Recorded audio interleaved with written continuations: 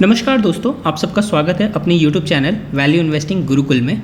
आज के वीडियो में हम डिस्कस करने वाले हैं एक स्ट्रैटेजी जिसका नाम है Rob Broker Knoxville divergence strategy. और हम चार्ट पैटर्न जो यूज़ करने वाले हैं, रिलायंस इंडस्ट्री का चार्ट लेने वाले हैं। कंडीशंस डिस्कस करूंगा, पैरामीटर्स डिस्कस करूंगा। वीडियो अच्छी लगे तो वीडियो को लाइक कीजिएगा और चैनल पर नए हैं तो चैनल को सब्सक्राइब कीजिएगा। ये वीडियो ओनली एजुकेशन पर्पज़ के लिए, तो कहीं से बाय या सेल रिकमेंडेशन नहीं है। तो आप बाय या सेल करने के लिए अपने फाइनेंशियल एडवाइज़र से पूछ सकते हैं। तो चलिए वीडियो को शुरू करते हैं। Rob Broker Knoxville divergence strategy में हम एक इंडिकेटर यूज़ करते हैं। Rob Broker Knoxville divergence indicator होता है, ठीक है। इंडिकेटर कैसे अप्लाई करना है सब बताऊंगा। उससे पहले कुछ कंडीशंस है। पहला कंडीशन यही है कि हमको V40 लिस्ट के कंपनी में ही अप्लाई करना है। अगर आपने V40 लिस्ट के कंपनी को नहीं देखा है तो मेरे वीडियो को जाके देख सकते हैं। इसका लिंक भी, वीडियो का लिंक भी मैं डिस्क्रिप्शन में दे दूंगा। सेकंड जो कंडीशन है, डेली कैंडलस्टिक चार्ट पे अप्लाई करना है। यानी कि डेली कैंडलस्टिक चार्ट का यही मतलब होता है, वीकली पे नहीं अप्लाई करना है, डेली पे अप्लाई करना है। थर्ड रीज़न है, स्टॉप लॉस नहीं रखेंगे, क्योंकि जितने भी V40 लिस्ट के कंपनीज़ है वो अपने आप में ब्रांड प्रेजेंस को रखते हैं, ठीक है। और वो इंडिया के लार्जेस्ट यानी कि लार्ज कैप कंपनीज़ हैं। नेक्स्ट, एवरेज तभी करना है हमको जब आपके बाइंग प्राइस से प्राइस 20% फॉल हो जाता है, तब हमें एवरेज करना है। बस 3% ही एवरेज करना है। एंड जो फिफ्थ, जो मोस्ट इंपॉर्टेंट पॉइंट है, यहाँ पे आप देख सकते हैं, only invest 3% of your portfolio. यानी कि अपने पोर्टफोलियो का ओनली 3% ही इन्वेस्ट करना है। फॉर एग्जांपल एक मैं राउंड फिगर बता देता हूँ। अप्रॉक्सीमेटली जैसे 1 लाख का आपका पोर्टफोलियो, 10 लाख का आपका पोर्टफोलियो है, तो आप एक स्टॉक पे 30,000 ही इन्वेस्ट करेंगे। मैक्सिमम आप 5% कर सकते हैं। 5% से ज़्यादा इन्वेस्ट नहीं करना है, क्योंकि पोर्टफोलियो को डाइवर्सिफाइड भी रखना है। तो ये कंडीशंस को आपको फॉलो करना है, ट्रेडिंग में सक्सेस ज़रूर मिलेगा।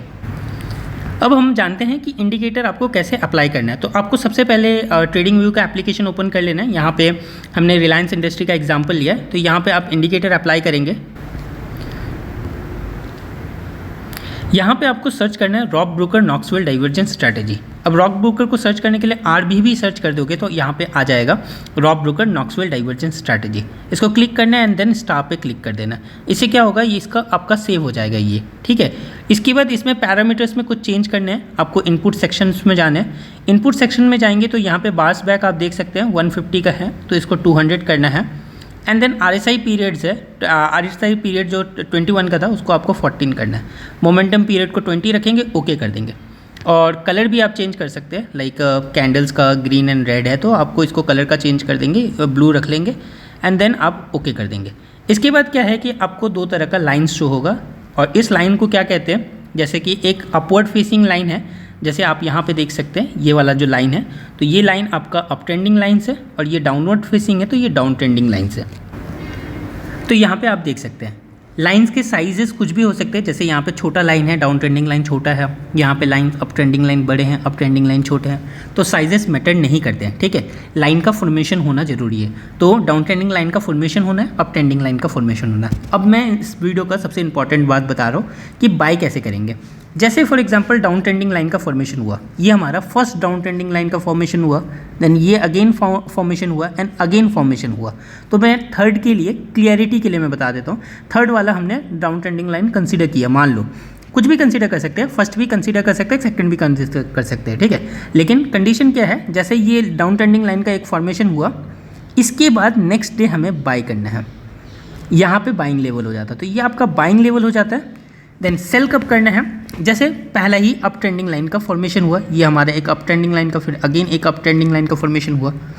तो जैसे अप ट्रेंडिंग लाइन का फॉर्मेशन होता है, नेक्स्ट डे हमें मार्केट ओपन होते ही सेल करना है। ज़्यादा प्रेशर लेना ही नहीं है कि हाँ और गेन मिल जाएगा और नहीं मिलेगा, क्या पता और अपॉर्चुनिटी मिलेंगे और डाउन साइड जाएगा, इतना नहीं सोचना।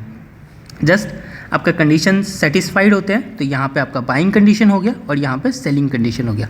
अब हम देखते हैं कितना डेज लगा, how many days taken to achieve the target, ठीक है। तो कितने डेज लगे और कितना परसेंटेज गेन मिला ये चेक करते हैं। तो इस हिसाब से देखेंगे तो 55 डेज लगा आपका, और आपको कितना परसेंटेज का गेन मिला देखेंगे तो 13.17% का गेन मिला। सिंपल स्ट्रैटेजी है।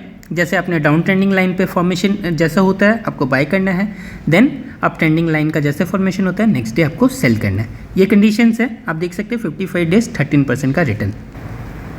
कुछ हम पास्ट के डेटा उसको भी वेरीफाई कर लेते हैं। फिर अगेन यहाँ पे देखेंगे तो यहाँ पे एक डाउन ट्रेंडिंग लाइन का फॉर्मेशन हुआ, यहाँ पे डाउन ट्रेंडिंग लाइन का फॉर्मेशन हुआ, ये आपकी एंट्री प्राइस हो गई, और यहाँ पे अप ट्रेंडिंग लाइन का फॉर्मेशन हुआ, स्मॉल ही हुआ लेकिन ये आपका सेलिंग कंडीशन हो गया। अब इसमें नंबर ऑफ डेज देखेंगे तो 135 डेज, और आपका टारगेट कितना 18.93%। 135 डेज़ का क्या मतलब होता है, आपका 4.5 मंथ्स, इतना ही ना होगा, 4.5 मंथ्स में आपको 18.93% का रिटर्न, तो काफ़ी अच्छा रिटर्न होता है स्ट्रैटेजी वाइज। करंट सिचुएशन देखेंगे तो यहाँ पे भी देख सकते हैं, यहाँ पे एक डाउन ट्रेंडिंग लाइन का फॉर्मेशन हुआ, अगेन दूसरा डाउन ट्रेंडिंग लाइन का फॉर्मेशन यहाँ पे हुआ, तीसरा डाउन ट्रेंडिंग लाइन का यहाँ पे, एंड चौथा डाउन ट्रेंडिंग लाइन का फॉर्मेशन यहाँ पे हुआ। मान लो कि आपने फर्स्ट डाउन ट्रेंडिंग लाइन ही स्ट्रैटेजी के वाइज देखा है, तो आपका ये बाइंग प्राइस हो जाता, ये बाइंग प्राइस कितना है आपका 1370 रुपीज़ का। यहाँ से अगर प्राइस देखोगे तो लगभग ये 100 पॉइंट से ज़्यादा गिरा हो, 170 पॉइंट्स डाउन है आपके बाइंग लेवल से, और वो लगभग कितना होता है 11% का आपका अभी करेंटली पोर्टफोलियो डाउन होता। तो सेकंड स्टेप था जो मैंने बोला था एवरेज, कब करना है एवरेज, आपको एवरेज करना है जब प्राइस 20% आपका डाउन हो जाए, तब आपको एवरेज करना है। तो वो कंडीशन तो अभी तक फुलफिल नहीं हुआ है, ठीक है। तो अब हमारा क्या है नेक्स्ट केस कि अभी अगेन एक डाउन ट्रेंडिंग लाइन फॉर्म हुआ and again down trending line, इस डाउन ट्रेंडिंग लाइन के हिसाब से करेंटली बाइंग लेवल पे ही है 1215 का। अब यहाँ से आपका जब तक अप ट्रेंडिंग लाइन फॉर्म होगा, अप ट्रेंडिंग लाइन यहाँ से फॉर्म होता है, मान लो आपको 55 डेज़ जो हमने फर्स्ट वाला केस देखा था 55 डेज़ 13.87% का रिटर्न था, और सेकंड केस देखा था 135 डेज़ 18% का रिटर्न देखा था, 18.93% का रिटर्न था, तो ये रिटर्न था। तो यहाँ से अगर आपको लगभग मान लो 55 डेज़ भी लग जाता है और 13 से 15% का रिटर्न मिलता है, तो कोई ख़राब रिटर्न नहीं है, ठीक है। तो इस तरह से आपको स्ट्रैटेजी वाइज ही चलना चाहिए स्टॉक मार्केट में, और अच्छे कंपनी में इन्वेस्ट करना चाहिए। रिलायंस इंडस्ट्री जैसे मार्केट कैप वाइज इंडिया का स्टॉक में यानी कि NSE में या फिर BSE को कंपेयर करें तो यानी मार्केट कैप वाइज ये नंबर 1 कंपनी है। तो इस हिसाब से आपको सोचना चाहिए, ना कि ऐसे स्टॉक में इन्वेस्ट करें जहाँ पे पैसा फंसने का डर ज़्यादा रहता है। तो मैं ऐसा ही वीडियो लाता रहूँगा, सिखाता रहूँगा। अगर वीडियो अच्छी लगे तो वीडियो को लाइक कीजिए, और चैनल पर नए हैं तो चैनल को सब्सक्राइब कीजिए।